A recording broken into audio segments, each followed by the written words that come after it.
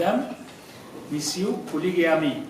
je tiens avant tout à remercier les organisateurs de cette réunion de donner l'opportunité à la Commission nationale sahraoui des droits de l'homme dans cette enceinte. La Charte africaine des droits de l'homme et des peuples est le scole sur lequel s'est constituée la Commission africaine et sur lequel celle-ci développe ses nouvelles tâches pour la promotion et la protection des droits de l'homme en Afrique. Par ailleurs, toutes les autres institutions et instruments de l'Union africaine se réfèrent à la Charte comme source fondamentale. La Charte africaine des droits de l'homme et des peuples a été ratifiée et adoptée par la conférence des chefs d'État et de gouvernement en juin 1981 à Nairobi, au Kenya. Actuellement, 54 des 55 États membres de l'Union africaine ont adhéré à la Charte. Seule exception, le Maroc. Le Royaume du Maroc se continue à ignorer les recommandations de l'Union africaine, l'appelant à adhérer à la Charte africaine des droits de l'homme et des peuples. Par rapport aux documents similaires qui l'ont précédé, la Charte africaine des droits de l'homme et des peuples a la particularité de reconnaître et garantir, à côté des droits et libertés individuelles, des droits au peuple en tant que tel. Le droit à l'existence et à l'autodétermination, l'article 20 de la Charte. Le droit à se libérer de la domination coloniale ou de l'oppression par tous les moyens reconnus par la communauté internationale. Le droit à la libre disposition de leurs richesses et ressources naturelles et en cas de spoliation, le droit à la légitime récupération des biens spoliés ainsi qu'à une indemnisation adéquate. C'est l'article 21 de la Charte africaine. La République arabe sahraoui démocratique a ratifié la Charte africaine des droits de l'homme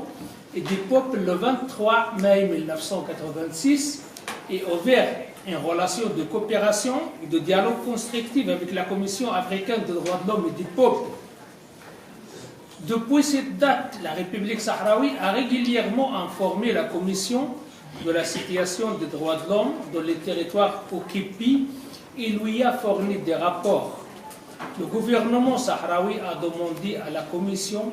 d'accorder une attention particulière à la grave situation des droits de l'homme dans les territoires occupés, étant donné la responsabilité de la Commission et son mandat dans le domaine de protection et le respect des droits humains. La République sahraoui a soulevé la question des violations des droits de l'homme à l'occasion de plusieurs réunions au sommet des chefs d'État et de gouvernement de l'Union africaine, ce qui a abouti à la prise de plusieurs décisions pertinentes. Le Conseil exécutif de l'Union africaine, en janvier 2012, avait demandé à la Commission africaine des droits de l'homme et des peuples de mener à bien une mission dans les territoires occupés de la République sahraoui en vue d'enquêter sur les violations des droits humains et de rendre compte lors de la session suivante des conseils exécutifs en janvier 2013. Le Conseil exécutif de l'Union en janvier 2013 avait adopté une décision par laquelle elle demandait à la Commission de prendre toutes mesures utiles pour l'organisation des référendums en accord avec les décisions de l'Organisation de l'Union africaine et les résolutions des Nations unies. En exécution de cette décision, la Commission africaine des droits de l'homme et des peuples a adressé le 28 avril 2012 une note verbale avec la référence 353-12 au gouvernement du Royaume du Maroc, lui demandant de lui accorder la sécurité de passage jusqu'au territoire occupé de la République sahraoui. Une deuxième note verbale avec la référence 670-12 avait été envoyée en date du 8 août 2012. Aucune réponse n'a été reçue à ce jour de la part des autorités marocaines. La Commission n'a donc pas pu se rendre dans les territoires occupés de la République sahraoui. Conformément à la décision du Conseil exécutif de l'Union africaine demandant à la Commission africaine des droits de l'homme et des peuples d'entreprendre une mission dans les territoires occupés de la République sahraoui en vue d'enquêter sur les violations des droits de l'homme, une délégation de la Commission a effectué une mission d'établissement des faits dans la République sahraoui du 24 au 28 septembre 2012. La délégation était présidée par le commissaire Dip Atoki, président de la Commission africaine.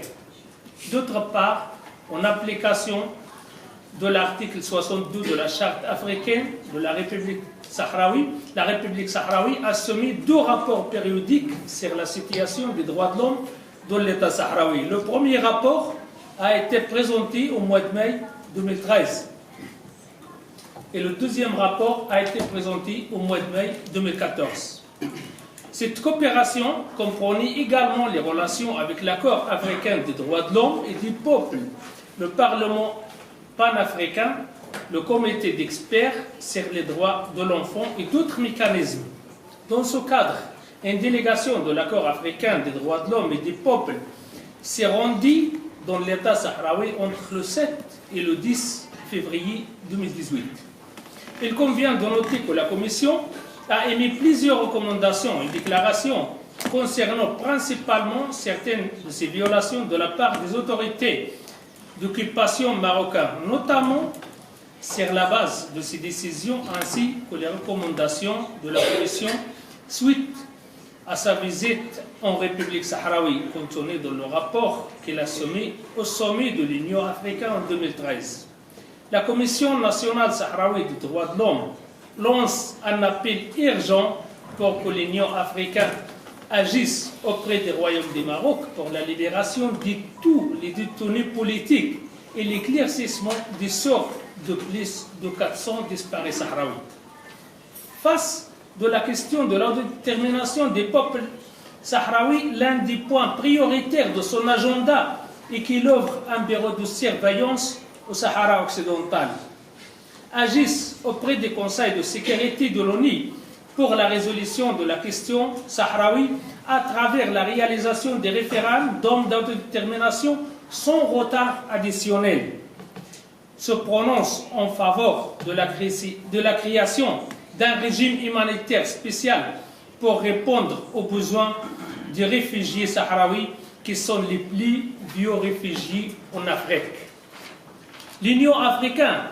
devait encourager ses États membres et les organisations humanitaires africaines à contribuer financièrement aux efforts humanitaires dans les camps des réfugiés et d'offrir les bourses d'enseignement supérieures aux étudiants sahraouis. Relations entre la Commission africaine et le Haut-Commissariat aux droits de l'homme de l'ONU. Le Bureau des droits de l'homme des Nations Unies et la Commission africaine des droits de l'homme et des peuples ont signé à Genève le 17 septembre 2019 un accord formel de coopération et de collaboration dans des domaines d'intérêt commun. Il s'agit du 3e accord de ce type conclu entre le Haut-Commissariat des Nations Unies aux droits de l'homme et les principales institutions africaines des droits de l'homme, en vertu des termes des protocoles d'accord signés par le Haut-Commissaire des Nations Unies aux droits de l'homme, Michelle Bachelet, et la présidente de la Commission africaine des droits de l'homme et des peuples, Soyata Meiga. Les 2 organisations ont convenu de coopérer à la mise en œuvre intégrale des mandats confiés à la Commission africaine des droits de l'homme et des peuples inscrits dans la Charte africaine, en particulier dans les domaines suivants: le partage des bonnes pratiques dans les domaines tels que les normes relatives aux droits de l'homme et la jurisprudence internationale et régionale en matière de droits de l'homme et la pratique des organismes internationaux et régionaux. Le renforcement des capacités des institutions en matière de droits de l'homme, le soutien aux actions conjointes entre les mécanismes internationaux des droits de l'homme et la Commission africaine des droits de l'homme et des peuples. Le recours à l'expertise des commissaires et de la Commission africaine pour les commissions et missions d'enquête mises en place par les organes des Nations Unies, ainsi qu'à celle des mécanismes, organes des droits de l'homme des Nations Unies, pour les commissions et missions d'enquête établies par l'Union africaine. L'engagement conjoint à travailler avec le Conseil de paix et de sécurité de l'Union africaine, le Conseil de sécurité des Nations unies, l'Assemblée générale et le Conseil des droits de l'homme sur des questions d'intérêt commun pour pays ou pour thème, dans le but de contribuer aux alertes précoces et à la prévention. L'accord complète deux précédents protocoles d'accords signés par le Bureau des droits de l'homme des Nations unies avec la Commission de l'Union africaine le 1er février 2010 et avec l'accord africain des droits de l'homme et des peuples le 9 février de cette année. Dans ce cadre, la Commission nationale sahraoui des droits de l'homme appelle le Haut Commissariat aux droits de l'homme à mettre en place un programme de coopération technique et de renforcement des capacités avec les représentants légaux des peuples sahraouis et les organisations des défenseurs des droits de l'homme. Merci pour votre attention.